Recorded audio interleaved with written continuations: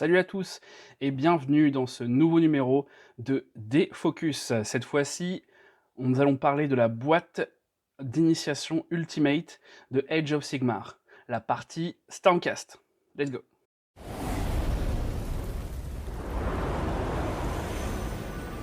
Défocus. Tout d'abord, un grand merci à Oupi, qui est partenaire de cette vidéo. Je vais vous présenter cette fois la boîte ultime d'initiation. Pourquoi je vais présenter cette boîte en particulier? Déjà, en homepage, vous avez pu voir avant la boîte de la starter boîte d'initiation, où il y avait juste 2 petites unités, Radeclan et Stormcast. Donc la suite logique, c'est directement de passer à l'ultimate. Je sais qu'il y a aussi une boîte d'initiation entre deux, mais elle est un peu moins intéressante que celle-ci. Dans le sens où là, vous allez avoir vraiment de quoi faire 2 armées Spearhead. Donc je vais vous expliquer ça tout de suite. Donc, d'abord, dans la boîte, qu'est-ce qu'il y a? Il va y avoir d'abord un kit complet qui coûte aux alentours de 50 € sur Game Workshop, qui s'appelle le kit Feu et Jade. Et voilà à quoi il ressemble. Donc là, vous avez absolument le kit complet qui est dans la boîte d'initiation ultime. Donc dedans, vous avez le bouquin où vous avez tous les War Scrolls de toutes les unités qui vont composer toutes les Spearhead. Donc il y a vraiment toutes les factions qui sont représentées d'AOS. Donc ça, c'est vraiment cool déjà. Plus avec du plus. Ensuite, nous avons 2 réglés. Ça, c'est classique parce qu'en plus, nous avons 2 armées. Vous avez vraiment de quoi tout faire avec. Nous avons en plus un tapis dépliant. Donc, je ne vais pas le déplier parce que j'ai pas la place là. Ça va être un peu juste. Donc, nous avons en dur, nous avons un tapis dépliant directement avec les 2 zones différentes. Je vais vous expliquer un petit peu plus comment ça se passe après. Nous avons aussi les petites cartes qui vont bien, avec les différents stratagèmes qu'on peut utiliser, et en plus les... comment ça s'appelle déjà? Tout ce qui est bénédiction, tout ça, qui vont être liés au terrain. Donc qui vont rajouter des bonus ou des malus selon chaque round. Et en plus de ça, nous avons de magnifiques terrains, qui sont vraiment... ils sont faits pour ce format-là. C'est le format Spearhead. Spearhead ou fer de lance. Donc je vais souvent dire Spearhead. Donc il y a pour chaque côté un petit décor, et un grand décor. Donc j'ai pris le temps de tout bien peindre. Vous pouvez me dire en commentaire ce que vous pensez de mes peintures, hein, au contraire. Moi, ça me motive, comme d'habitude. Donc ils sont vraiment très cool, hein. De toute façon, Game Workshop, ils savent faire des figues là-dessus, il n'y a pas de problème. Donc là déjà, rien que là, vous en avez pour 50 € normalement. Et ça, c'est inclus dans la boîte, sans parler des armées. Donc déjà, ça, voilà, pour commencer, vous avez ça. Comme je vous ai dit, sur cette vidéo, je vais faire un focus sur les Stormcast. Là, c'est juste le petit kit, mais il y a vraiment 2 armées complètes. J'ai bien dit 2 armées. Je vous ramène ça tout de suite. Qu'est-ce qu'on a dans la boîte partie Stormcast? On a tout ça. Donc, qu'est-ce qu'on a un peu plus en détail? Nous avons de magnifiques figurines. Je vais vous présenter ça un peu plus en détail, chaque figue. Nous avons, du coup, j'ai besoin de ça pour vous les présenter après. Et nous avons en plus des fiches de référence. Bien sûr, ces fiches-là, on les retrouve dans le livre. Sauf que c'est plus facile sur la table d'avoir des petites fiches pour toutes les unités, comme vous pouvez voir là. C'est vachement plus pratique d'avoir ça sur le côté de la table plutôt que le livre. Donc là, pour à chaque fois revérifier l'attaque, le toucher, tout ça, on a directement ça sur la table pour chaque armée. Donc là, on a les aptitudes de base, nos phases pour chaque tour, et puis toutes les unités. Donc c'est plutôt assez simple et assez facile d'accès. Franchement, là, vous avez directement tout ce qu'il vous faut pour commencer à jouer. Avec ça, plus ça, c'est impeccable. Vous avez tout ce qu'il vous faut avec votre armée pour pouvoir jouer l'un contre l'autre. Donc cette boîte est vraiment idéale pour un petit frère, une petite sœur. Il faut déjà avoir un certain âge, je dirais à partir de 10-12 ans, pour ceux qui aiment bien un petit peu les enfants qui aiment bien un petit peu se triturer les méninges et faire des trucs un peu stratégiques. Franchement, c'est un kit qui est parfait pour vous. Ce kit d'initiation ultime est à 153 € chez Whoopee, par rapport à entre 180 et 170 chez Games. Donc vous faites quand même déjà une belle économie sur le partenaire. Donc, pour en revenir au Stormcast, donc ici, nous avons, comme je vous ai dit, on a une armée Stormcast. Là, vraiment, on a toute la Spearhead, l'armée Spearhead, pour pouvoir jouer, plus la fiche de référence et le livre. Là, on a tout ce qu'il nous faut. Donc, je vais vous présenter un petit peu les unités, de manière rapide, et après, je vais faire le focus. Donc, ici, nous avons un Seigneur Vigilant. Je ne sais pas si vous voyez bien, les lumières sont pas géniales aujourd'hui. Donc là, nous avons le Seigneur Vigilant, sur son griffon, s'il vous plaît. Ensuite, nous avons le Seigneur Véritant. Vraiment, vraiment sympa. Ensuite, nous avons les unités de Prosecutor, qui arrivent sur le champ de bataille tels des anges venus des cieux. Et ensuite, nous avons les classico-classiques Liberator, avec leur marteau et leur bouclier. C'est vraiment sympa. Je me suis bien amusé à peindre ces unités-là. Je dois avouer que les Stormcast, je les préfère au ras des clans, personnellement. Même à peindre, j'ai bien kiffé les faire. C'est vraiment, je dirais pas simple à faire, parce que ça reste de la peinture, tout le monde n'est pas des aficionados de peinture. Alors là, je me suis un peu amusé parce que j'ai mis de l'argent, ensuite j'ai mis du doré, c'est pas obligatoire, mais rien que si on veut avoir une armée rapide, on met une bombe de peinture dorée et après on fait quelques détails, c'est largement suffisant pour pouvoir jouer avec, voire carrément les avoir grises si on veut, mais un peu dommage, mais rien que un coup de bombe dorée de chez Action, tac, un peu d'herbe, machin, et puis ça fait le taf. Donc ça, c'est vraiment très très cool, c'est des armées assez simples à peindre, à monter aussi, c'était plutôt agréable. D'ailleurs, je trouve que les V4, donc là, parce que là, on est sur la version 4 de Warhammer Age of Sigmar, je trouve que la version 4, au niveau des finitions de plasturgie, c'est vraiment, vraiment propre. Je compare ça à Hachette Collection, forcément, où les moules sont un peu plus vétustes. On voit vraiment, vraiment la différence. Il y a beaucoup moins à ébavurer, les figurines sont plus propres, plus de détails, forcément, ça n'a rien à voir. Donc maintenant, nous allons passer au focus. Sur le focus, alors je vais d'abord vous expliquer un petit peu comment se passe une Spearhead, le déroulement d'une partie de Spearhead, enfin du moins les petites bases. Hein. Vous allez voir un peu plus en détail un peu plus tard dans la vidéo comment ça se passe réellement, parce que je vais vous montrer, je vais caster directement un match, mais du côté d'abord des Stormcast, et ensuite, le mois prochain, ça va être la partie Skaven. On verra ça un peu plus tard. Et ensuite, peut-être que vous aurez l'intégralité avec le fin mot de l'histoire qui a gagné. Vous verrez ça plus tard. Donc, d'abord, comment se passe le déroulement d'une partie? Donc, on va regarder ça avec ça. Vous allez voir, c'est très très simple. Je vais mettre de côté mes petites unités.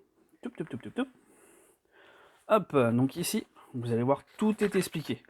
Comment commencer, etc., etc. Donc d'abord, vous choisissez le champ de bataille. Donc il y a deux royaumes différents.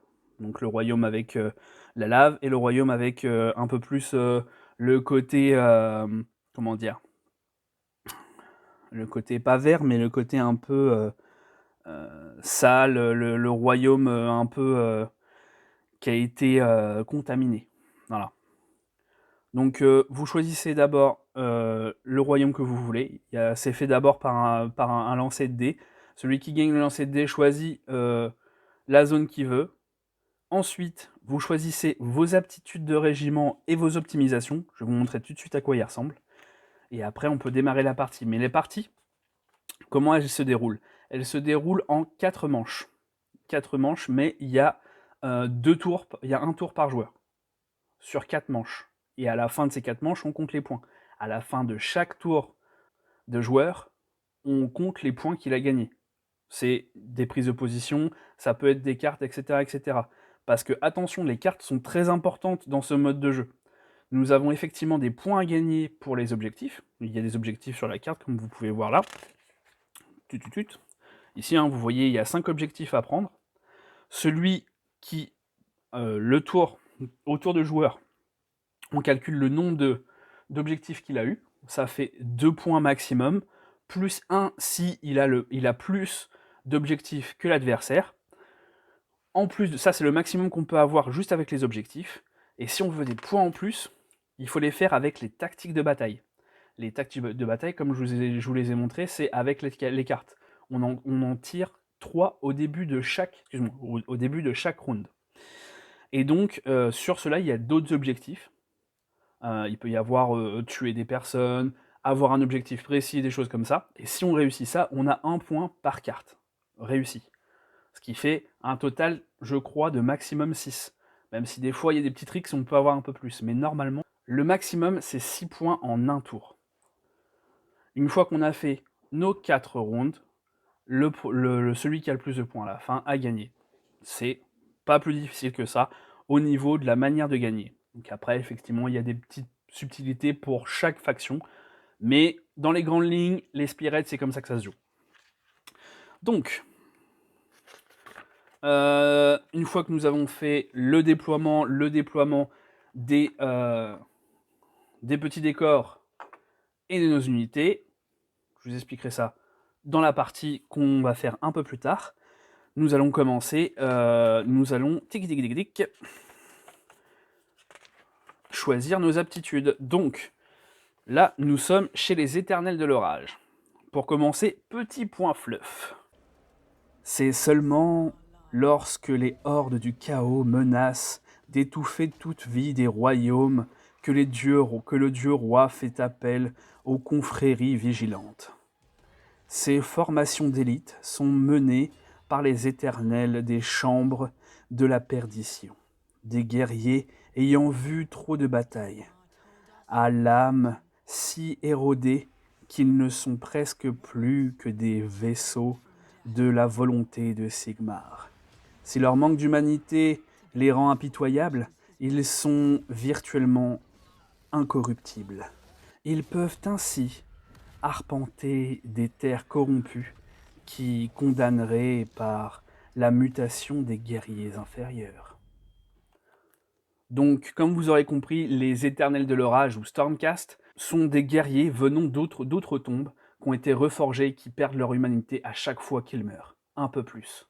Bon, ce qui fait des guerriers qui sont pas indestructibles, mais qui viennent, qui reviennent. On dirait un peu des morts vivants en soi, mais un peu plus badass, à mon sens.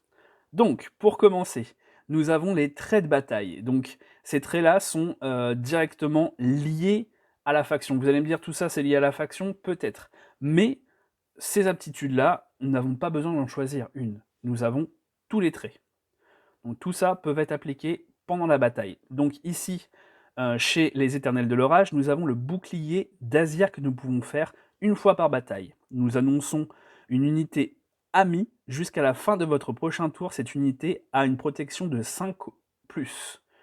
Donc ça, c'est vraiment très fort. Ça permet de mettre sur une unité complète une belle protection une fois par tour pendant la phase de héros.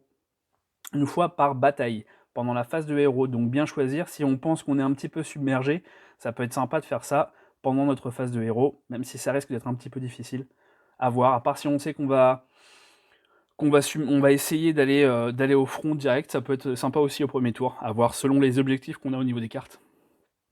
Une fois par bataille, sinon nous avons la charge de l'orage. Ça c'est très sympa aussi, ça c'est pendant la phase de charge, une fois par bataille encore une fois, nous choisissons une unité amie qui n'est pas en mêlée. Cette unité peut utiliser des aptitudes de charge à ce tour, même si elle a utilisé une aptitude de course au même tour. Donc une fois qu'on a fait notre mouvement de course, derrière nous pouvons faire un mouvement de charge, ce qui normalement n'est pas légal. Mais là, grâce à cette aptitude, nous pouvons faire ça une fois pendant la bataille, pendant la phase de charge. Après, nous avons les aptitudes de régiment. Cette fois-ci, nous devons choisir une des deux. Donc nous avons le choix entre frapper où c'est nécessaire ou flamboiement de gloire. Alors, je vais vous expliquer. Les deux, ce sont une fois par bataille aussi, donc on est quand même assez limité, mine de rien, à bien choisir. Donc frapper où c'est nécessaire, l'unité qui utilise l'aptitude de repli, Donc c'est expliqué un peu plus loin le repli, vous inquiétez pas. Soit je vous l'expliquerai dans une autre vidéo parce que je ne vais pas expliquer tous les termes sinon ça va être un peu trop long. Donc l'unité qui utilise l'aptitude de repli est fait, aucun dégât mortel n'est infligé à cette unité par l'aptitude de repli. En outre, cette unité peut utiliser des aptitudes de charge à ce tour même si elle a utilisé une aptitude de repli.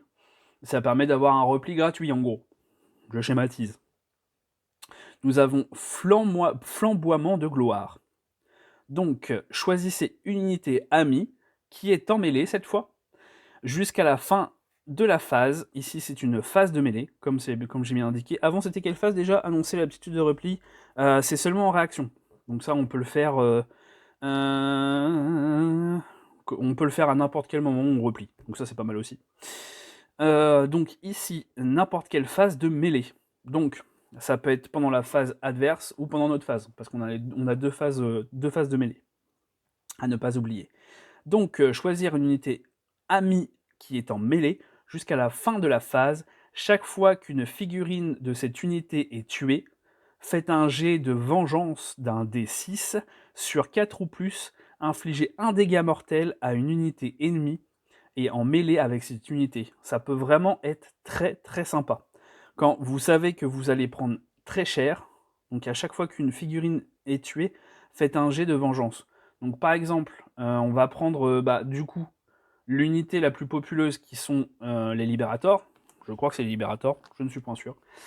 Donc eux, il y en a 5. Donc à savoir si vous avez un gros boss qui va venir sur vous qui risque de décimer l'unité complète, autant vous dire que essayez de déclarer ça à ce moment-là. Dites-vous, ah, je risque de perdre une unité, mais peut-être que lui derrière va prendre des dés de dommages, de dégâts mortels. Donc là, il va réfléchir à 2 fois avant de taper, je vous le dis tout de suite. Ensuite, optimisation. Encore une fois, ici, il faut en choisir une seule. Ces deux-là doivent être dites au début du premier round. Donc on choisit, on annonce, je vais utiliser cette aptitude, peu importe laquelle, mais vous l'annoncez au début. Comme ça, l'adversaire peut se préparer aussi en conséquence. Donc en optimisation, qu'est-ce qu'on a chez les Stormcast? Nous avons un passif qui s'appelle Parchemin Sacré. Votre général a une protection de 5 ou plus. Le général, c'est ce monsieur-là. Donc le passif, un passif, comme vous pouvez imaginer, il l'a tout le temps. Donc c'est très très fort. Une protection de 5 ou plus, on aime bien. Sinon, nous avons Serre de Morda. Effet. La grande hache sanctifiée de votre général a crit mortel. Encore une fois, c'est le général, sauf que cette fois, il fait des crits mortels. Ça peut vraiment, vraiment faire très très mal. Si on commence à taper un petit peu dans le tas et puis qu'on fait des crits mortels, on tue pas mal de figues en peu de fois. Donc ça, c'est pareil, c'est un passif. Une fois qu'on l'a mis sur le général, ça reste tout le long de la partie. Donc très très très fort. À réfléchir si on va être plutôt l'agresseur ou l'agressé. Selon le postulat, selon les cartes aussi, si vous dites de juste défendre un point, ça peut être assez important de partir sur la protection, ou si les premières cartes ils vous disent d'aller tuer une unité ennemie ou des choses comme ça, plutôt prendre effectivement le crit mortel pour aller vite dégommer l'ennemi. Encore une fois, c'est stratégique.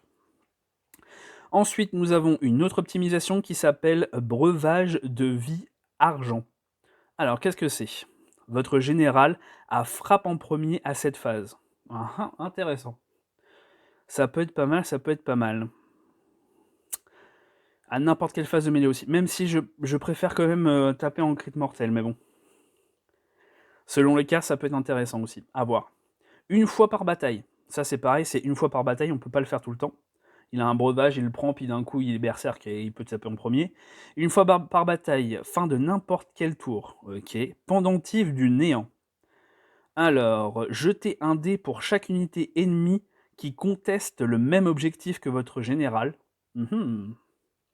Sur un 2 ou plus, soustraire le résultat du jet du score de contrôle de l'unité ennemie à ce tour. Ah ouais. Donc ça veut dire que si vous êtes persuadé que l'ennemi va vouloir le même point que vous, ça permet de diminuer ses points de contrôle, avec le risque derrière que vous récupériez le point par rapport à lui. à la fin du tour, parce que c'est là où on va calculer le nombre de points qu'on a sur un objectif pour voir si on a gagné l'objectif ou pas. Vraiment sympa aussi, mais c'est au cas par cas. Honnêtement, pour moi, les 2 passifs sont plus opti. Défense ou agression, je pense que c'est le mieux, surtout pour les débutants, qui, moi, est le cas. Je pense que je partirais sur l'une des deux là. Cela c'est vraiment occasionnel. Quand on connaît un petit peu les autres factions et qu'on a l'habitude de jouer contre, je pense que les 2 là peuvent être sympas quand on connaît un peu le gameplay des autres. Mais pour l'instant, pour commencer, je pense que les 2 là sont bien mieux et plus simples à utiliser. Donc voilà un petit peu le début du focus. Ensuite, par unité, qu'est-ce que nous avons là? Nous allons commencer par, forcément, le petit général, qui est le seigneur vigilant. Alors, il a quoi de spécial? Il a mouvement 12, 12 pouces. Donc 12 pouces, c'est une règle complète, donc il peut aller assez loin déjà de base. Il a une sauvegarde à 3+, donc il est costaud. Il a contrôle 2, intéressant. Il a une santé de 8. Je sais pas si vous voyez un peu, mais c'est le plus fort en santé. 8, il faut déjà arriver à le descendre. Mais bon. Il a 2 possibilités d'attaque. Il a la grande hache sanctifiée, qui a 5 attaques, qui touche à 3+, 3+, et perfo 2. Franchement, 5 attaques qui fait en plus 2 dégâts, c'est plutôt intéressant. Si on a de la chance au dé, c'est très très très fort. Ensuite, nous avons la monture qui peut taper, bec et serre de griffe rôdeur, qui fait 3 attaques sur du 4+, 3+, et qui inflige 2 dégâts. Aptitude compagnon, ok, c'est plutôt sympathique. Le général est assez costaud et on voit quand même très très fort pour les stats de base. Maintenant, passons aux capacités. Une fois par bataille, à n'importe quelle phase de mêlée, il y a prononcé la sentence.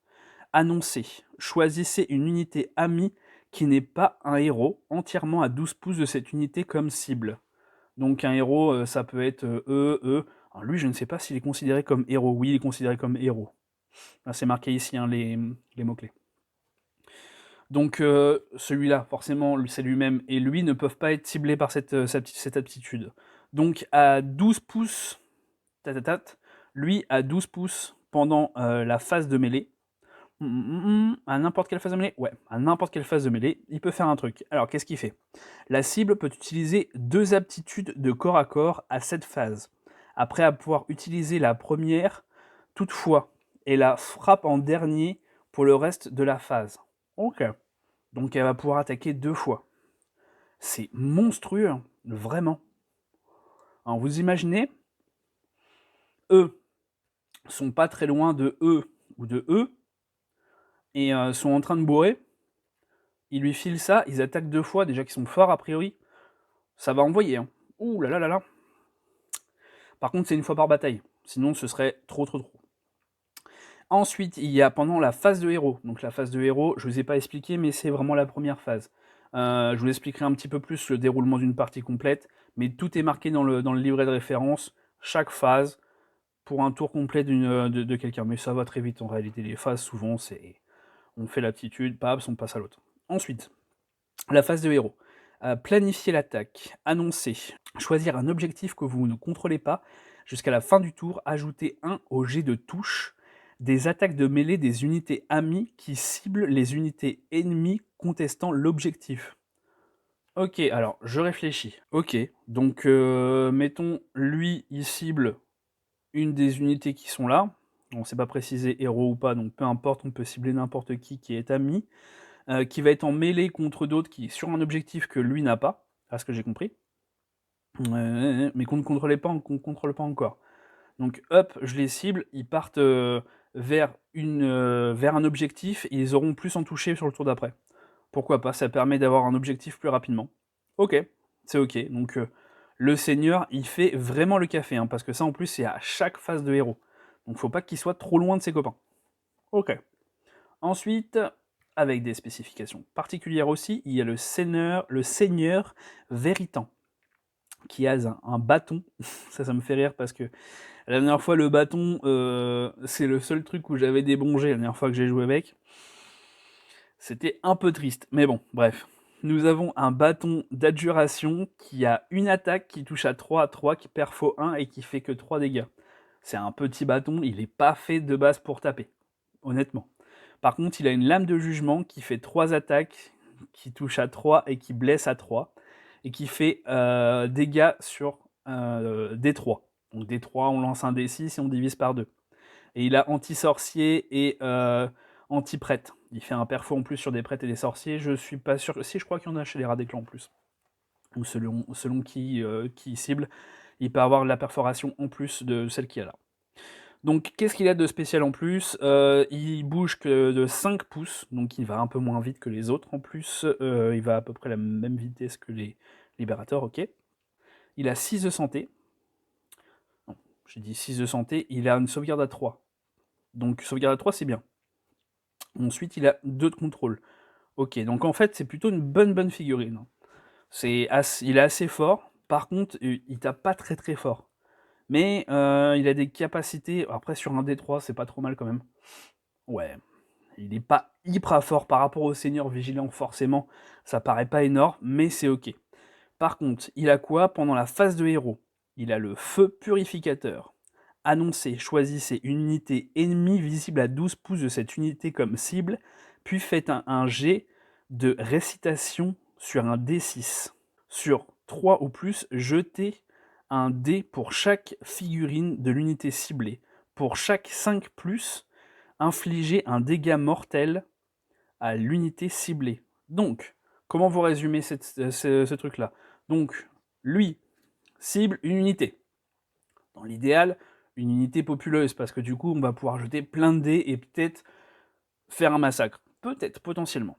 Donc, on prend ça, et il faut qu'il soit à 12 pouces pendant sa phase de héros de l'unité adverse, ce qui peut être fait dès le tour 1, si, selon comment soit on s'est placé, soit comment s'est placé l'unité adverse. Donc, nous faisons un jet de récitation d'un D6. Sur du 3+, nous pouvons faire l'aptitude. L'aptitude, on prend un dé par unité, et si on fait 5 ou plus, ça fait, sur chaque dé qui font 5 ou plus, ça crée un dégât mortel à l'unité. C'est ravageur, c'est très fort. Par contre, il faut arriver déjà à faire son jet de récitation, et ensuite à faire du 5+. Ce qui n'est pas fait, mais ça peut se faire. Si on a un peu de chance au dé, franchement, il est très fort. Ensuite, il a un passif. J'ai oublié de mettre son petit copain avec lui. Hop là, il est juste là, son petit copain. Pourquoi ce petit copain? Parce qu'il est justement avec ce passif. Sentir la sorcellerie impie. Effet le griffe corbeau, c'est lui, le griffe corbeau, de cette unité est un pion. Cette unité est une protection de 5+. Tant que son griffe corbeau est sur le champ de bataille, si vous faites un jet de protection non modifié de 1 pour cette unité, retirez son griffe corbeau du champ de bataille. Alors, comment résumer cette capacité? Donc lui, il est toujours avec lui. Quand on le déplace, on le déplace avec lui. En gros, on n'est pas obligé de le mettre. J'ai vu des vidéos où il ne le mettait pas avec, mais pour le lore, on le met avec. Et à chaque fois qu'on prend des dégâts, nous utilisons ce passif. Sur les derniers dégâts, nous parlons des blessures. À chaque fois qu'on est censé prendre des dégâts, sur chaque dégât, on prend un dé. Et sur du 5 ou plus, lui le tank. Mais si vous faites un jet de protection non modifié de 1 pour cette unité, donc si nous faisons un 1 sur une des blessures, lui dégage. Ah oui. Donc, voilà, sur du 5+, il tank. Au-delà, lui prend. Donc c'est pas mal. Ensuite, nous avons les prosécutors. Ces magnifiques anges venus des cieux, comme je vous ai dit au début de vidéo. Donc ici, qu'est-ce qu'ils ont de particulier? Ils bougent de 12 pouces, ce qui est déjà vraiment sympa. Par contre, ils ont une santé que de 2, donc c'est des papillons, hein, ils volent, mais ils sont pas très solides. Par contre, ils ont encore une sauvegarde à 3, donc ne vous inquiétez pas, ils sont tous à 3+ au niveau des sauvegardes, donc ça c'est assez simple au niveau des Stormcast. Ils ont une bonne armure, par contre, eux, c'est des feuilles une fois qu'ils sont touchés, c'est une feuille. Ils n'ont que 2 de santé. Ils ont un contrôle de 1, ok, classique. Ils ont 2 armes, une arme de tir, donc ça c'est très important parce que c'est la seule qui peut tirer dans dans cette armée. Donc plutôt important stratégiquement de le prendre en compte parce qu'il n'y a pas tant d'unités que ça qui font du tir dans les Spearhead. Donc essayez stratégiquement de le prendre en compte. Donc nous avons ici effectivement le javelin d'orage qui est une arme de tir, donc à utiliser pendant la phase de tir, qui a une portée de 10 pouces, une attaque qui touche sur du 3+, qui blesse sur du 3+, et perfo 1, et qui font des dégâts sur D3 comme je vous ai expliqué. On lance un D6 et on divise la valeur par 2. Donc sur D6, on fait 3 blessures. Ensuite, nous avons une arme de mêlée, le javelin d'orage, qui fait 3 attaques, blesse, qui fait du toucher 3+, blessure 3+, perfo 1 et dégâts 1. Assez classique au niveau des armes, pas spécialement très forte, mais bon, il y a quand même du tir, donc ça c'est très très cool. Nous avons une petite aptitude ici, qui est spécifique. Nous l'avons aussi chez les libérateurs, je vais vous expliquer ça tout de suite. Alors, qu'est-ce que c'est que cela? Je vais retrouver ça, c'est ici. Ça s'appelle la capacité renfort. Donc attention, en fait, à la place de marquer la capacité en plus ici pour éviter d'alourdir le truc, ceux qui ont la petite iconographie ici, il y a aussi chez les rats des clans la même capacité, donc c'est important de le retenir. Donc ces unités-là ont une petite capacité une fois par tour pendant la phase de mouvement, pendant une de nos phases de mouvement à nous. Ils peuvent faire appel des renforts, donc je vais éviter de tout vous lire. Tout simplement, si l'unité complète est morte, vous pouvez la ramener sur le champ de bataille au tour d'après, mais qu'une seule fois par partie. Sur le champ de bataille, vous pourrez ramener l'intégralité de la troupe. Bon, il y a des petites conditions, hein. Il faut placer l'unité de remplacement entièrement en territoire ami et entièrement à 6 pouces du bord du champ de bataille et non pas en mêlée. Donc il faut bien les placer. Mais mis à part ça, on peut les faire revenir une fois dans la partie. Et si vous regardez bien, il y a ces deux unités-là qui peuvent le faire. Donc n'hésitez pas à foncer dans le tas, moi je vous le conseille, foncez dans le tas avec ces deux unités en début de partie, mis à part si vos cartes vous disent clairement de garder des objectifs, bien sûr, faites les objets d'abord, mais si vous avez des unités à sacrifier, n'hésitez pas, vous allez voir, même eux sont vraiment intéressants à sacrifier, vous allez voir. Donc, ces deux-là sont très fortes comme capacité, mais n'oubliez pas, ce n'est qu'une seule fois par partie. Une fois qu'ils sont morts une première fois, qu'ils sont revenus, vous n'allez pas pouvoir le faire en boucle. Ce serait un petit peu abusé. Par contre, c'est l'unité complète qui doit mourir avant de pouvoir revenir. C'est particulier aussi.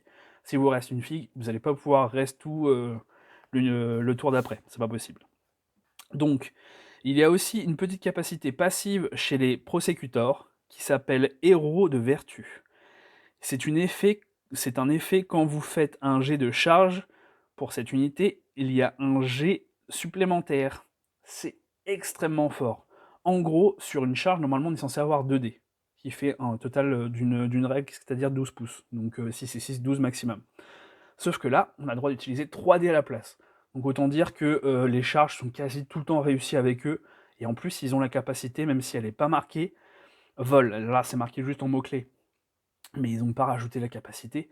Le vol, ce qui est très très fort, c'est qu'ils peuvent passer au-dessus des ennemis, et en plus au-dessus des décors. Donc extrêmement fort. Au démarrage, vous pouvez les planquer derrière un décor, donc ils ne sont pas atteignables tout de suite, et après, hop, passer au-dessus.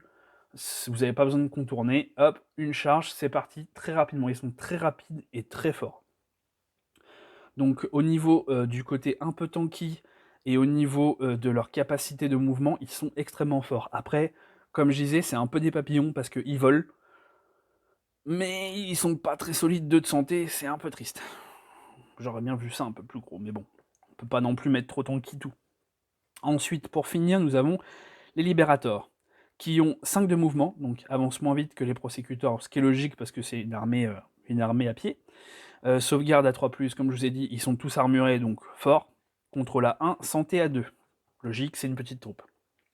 Ensuite, ils ont 2 armes, mais pas n'importe lesquelles. Ils ont un marteau de guerre ou grand marteau. Alors attention sur les figues, ne faites pas de conversion parce qu'il faut vraiment garder les figues de base des armées, parce que nous avons, sur une troupe de 5, nous avons qu'un seul grand marteau. Comme vous pouvez le voir là, nous avons qu'un seul grand marteau. Donc Nous allons faire seulement les 2 attaques une fois, et après les autres, nous allons les faire ensemble. Donc nous avons d'abord le marteau de guerre, donc classiquement ces 4-là vont pouvoir lancer ces attaques-là, donc c'est 2 par figue, donc ça fait quand même 2, 4, 6, 8, ça fait 8 attaques à lancer si nous pouvons les faire.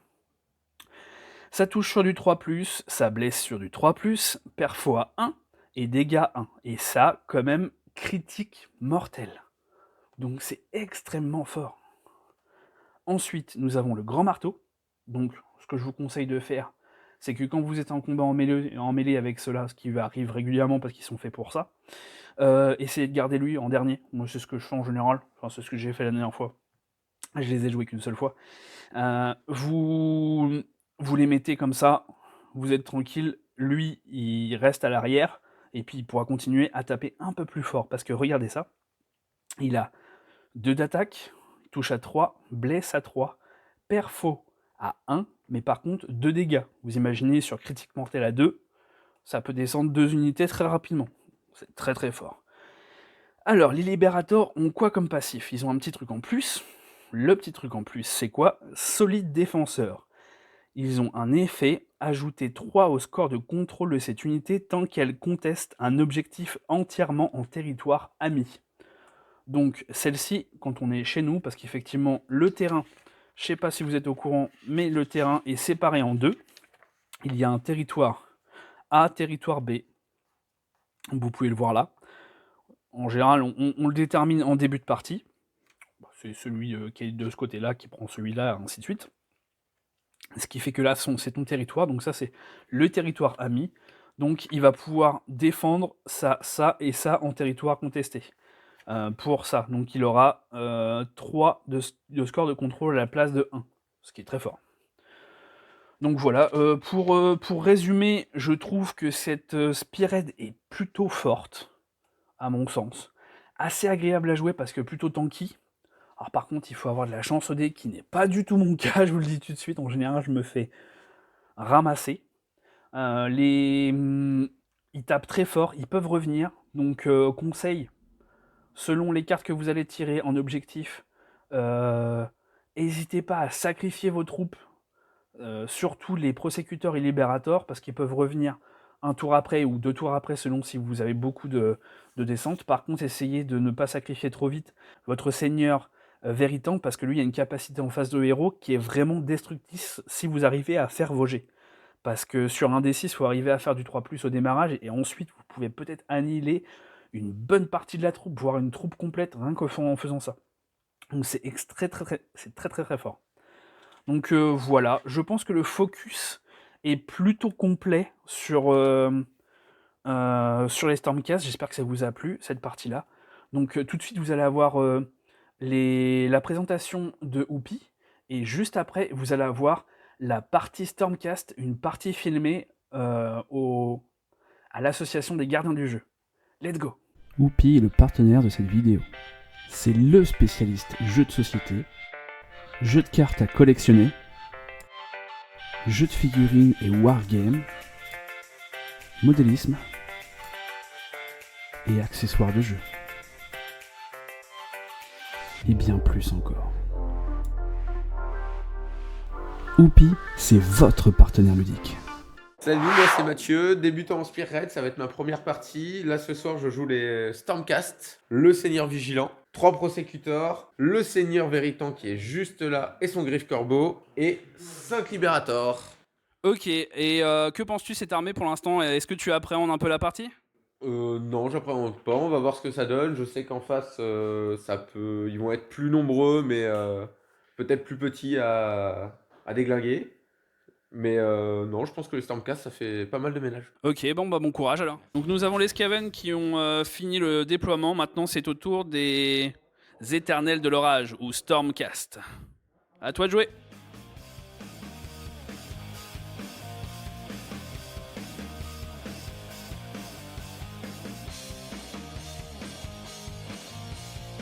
Mais je pense que je vais prendre Le repli. le repli. Comme ça, je peux Ok. charger, je peux bloquer un peu, et s'il y a besoin, je peux me replier si je vois que ça tourne mal. Pareil, une fois par bataille, tu pourras le faire après une charge. Ouais. Et après, en optimisation, je pense que je vais prendre la passive, les serres de Morda, qui me permettent d'avoir la grande hache sanctifiée de mon seigneur, d'avoir un crit mortel.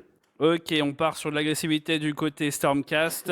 La présence de Khorne pèse sur cette bataille et il demande que du sang soit versé en son nom. Chaque joueur marque un point de victoire supplémentaire à la fin de son tour pour chaque unité ennemie détruite de ce tour.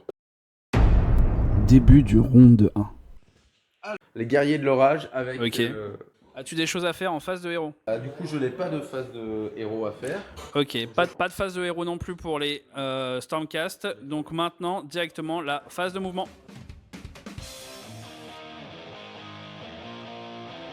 Nous avons eu un mouvement des Stormcast ici qui ont couru jusqu'à l'objectif. Ensuite ici nous avons eu le petit seigneur Véritan qui a aussi couru avec ses petites jambes. Ici nous avons eu ces deux unités qui ont juste avancé. Donc autant vous dire qu'il va se passer des choses juste après. Donc tu as 2 blessures à sauvegarder, pas de perforation. Donc sur du 3+. Bon, 3-3. tout juste. Rien du tout. Esquive du pigeon. C'est ça, esquive du pigeon. Hop là. Qu'est-ce qu'on fait face à ça, hein? Là, il se pavane un peu là. Il sort les ailes. C'est la fin pour... Le prêtre qui les a décimés tout à l'heure, Oui, gentiment Mais retourne. ils ont été voir leur coach qui leur dit: bon les petits gars, c'est suffit ça. vos conneries. Il faut réagir. Donc, bonne partie. Bonne partie. Ouais. Petite frayeur quand même quand j'ai vu mon général partir au premier tour. Ouais. La capacité à certaines unités de revenir est quand même bien pratique parce que les rats ont la capacité de repousser un peu partout. Donc bonne partie, bonne découverte, je suis content. Après le but maintenant c'est d'essayer avec mes propres unités les Séraphons. Avec les Séraphons, t'aimerais essayer. Le mode de jeu t'a plu? Le mode de jeu m'a plu, c'est Ouais. rapide, c'est rapidement au cac, il n'y a pas trop de tir, il y en a un peu mais ça reste raisonnable, c'est pas que du tir et voilà. Non, c'est beaucoup de corps à corps et la gestion des cartes, c'est ultra intéressant pour gagner des points. Ouais. Donc, Et les Stormcast en eux-mêmes, la troupe des Stormcast, t'as aimé?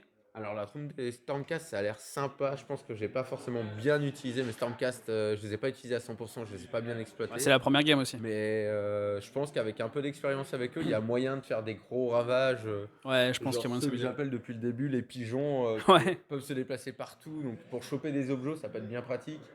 Et au final, le fait qu'ils puissent revenir certains et même les petits soldats font pas mal de dégâts au final. Et du coup, au niveau matos, là, ce qu'on a sur la table, c'est tout ce qu'il y a dans la boîte d'initiation ultime, avec toutes les règles, tout ce qu'il y a là. Est-ce que tu trouves que c'est bien pour débuter, sachant que c'est pas forcément hyper abordable non plus, mais on est sur 150 € environ, entre 150 et 170 € pour ce kit complet. Est-ce que tu trouves que c'est bien abordable, etc. Alors réellement, pour 150 €, il y a quand même deux armées. Enfin, deux armées Spearhead. Oui. Qui sont un peu plus petites, mais il y a deux armées, donc ça prend déjà pas mal de temps à tout monter. Si on est passionné par la peinture, ça permet de s'entraîner pas mal, parce que c'est vraiment des schémas, enfin on peut créer ces schémas, mais les rats c'est vraiment rigolo à peindre, on peut faire tout ce qu'on veut. Les Stormcast, on peut faire ce qu'on veut aussi réellement. Il y a un plateau, il y a les cartes de jeu, il y a le livre de règles, il y a le livre de règles pour expliquer vraiment les deux factions, pour vraiment apprendre avec elles. Puis les fiches, ça permet aussi de se mettre un petit peu à l'écart, c'est pratique pour bien voir, c'est un peu plus gros que le livre. Ouais, c'est plus facile parce qu'un gros bouquin tout de suite ça fait imposant. Là c'est vraiment petit, c'est fait pour jouer rapidement. Ouais. Ce qui est hyper bien. Je pense qu'à la rigueur, il manquerait peut-être juste du dé. Peut-être un petit set de dés. Des dés avec. Il y a déjà des dés, mais je les ai pas mis, mais c'est juste des dés blancs Il y a classiques. des dés dedans. Dans une petite enveloppe, ouais. Il y a genre une dizaine de dés. Ah bah s'il y a déjà des dés. Ouais. Je les ai pas mis avec. En fait, moi, c'est dans la petite boîte là, c'est ceux qui étaient de base. Bah non, je pense que non, je trouve que ça vaut le coup parce que je compare avec par exemple du 40 000, genre une patrouille, ça peut vite arriver à plus de 100 balles. Ouais, j'allais dire entre 80 et 100 euros. La Spearhead, moi la Spearhead Séraphon, elle est vendue autour des 115 balles, donc là pour 150, il y a deux. Ouais, il y a les deux, ouais. Il y a les règles, Après, il y a t'as tout. pas le choix des clans Il et y a quoi. pas le choix C'est des clans, ceux-là et c'est tout. Mais pour apprendre, il y a le plateau il y a tout ce qu'il il y a faut, les ouais. cartes, il y a tout. Donc réellement, Sachant que rien que le kit avec feu et jade, le plateau, les décors, c'est déjà 50 €. Juste ouais, ça. voilà, sans les figurines. Sans les figues. Donc déjà, c'est une boîte vachement rentable. Ouais, ça vaut le coup parce que 2 armées différentes, côte à côte, c'est facile 200. Il faut rajouter 50 pour acheter les plateaux et tout. Ouais, Ça on monte monte vite vite, à hein. 200. Ouais. Donc pour 150 le tout, non, ça va. Ok. Franchement, c'est... Ok, ça marche. Donc matos, ça t'a abordable, mais plu. c'est pas excessif. L'armée t'a plu. T'as Ouais. pensé quoi quand même des rats vicieux en face de toi? Les rats, c'est drôle, ça me fait tellement rire. Ouais. Les rats, ça peut faire très mal, certains font très mal. Oui.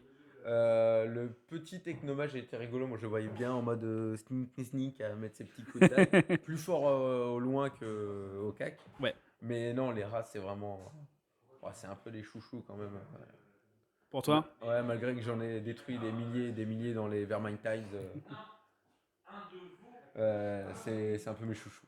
Ok, ça marche. Bah, je te remercie. Avec plaisir. Et puis bah à la prochaine et au mois prochain pour la partie Skaven. Avec plaisir. Allez, ciao! À la prochaine.